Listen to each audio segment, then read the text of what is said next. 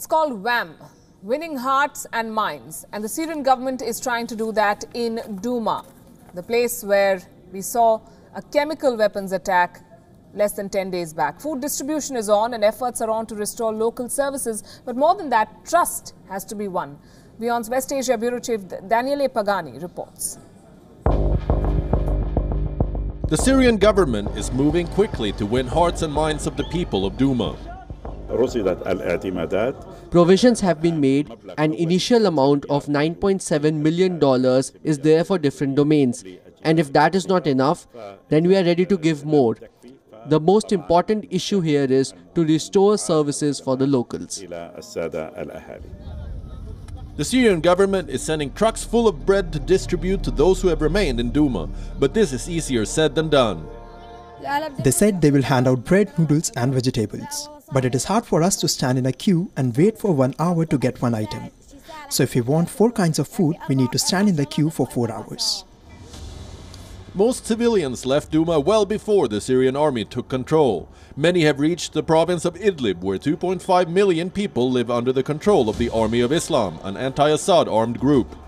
Douma was under its control for 6 years before the Syrian government sealed off the city and the larger enclave of eastern Ghouta, a few kilometers from Damascus. Stories are trickling in of the conditions in which people lived during those days. Few international aid convoys were allowed to enter. The black market flourished and prices skyrocketed. The Army of Islam ensured much of the food was kept for its fighters. When the Army of Islam left, we found in the depots food that could satisfy Douma's residents for a year. They were not offering us anything but only hunger and starvation. We hoped to eat wheat bread as we just were eating malt. If you are a merchant, then they would fabricate something to exploit you. A bag of bread was worth 3,000 Syrian pounds and was only for the rebels. The rebels and their leaders have everything, but we have to eat very poor food. Our shop has been here for 47 years. When the town was besieged, we bought raw materials at higher prices and kept our business going. Despite the best efforts of the Syrian government, restoring normalcy in eastern Ghouta will take a long time. After over 6 years of daily bombardment, Ghouta is severely damaged, its infrastructure barely functioning.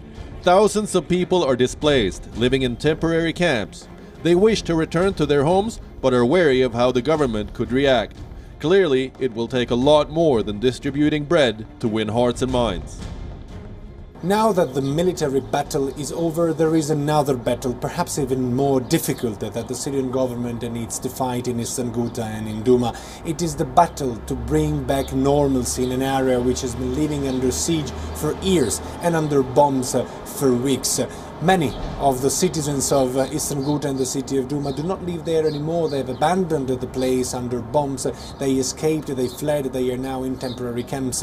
They want to come back, but it will not be easy because their houses are destroyed, services are not available, and also the level of the social infrastructure is nearly non-existent.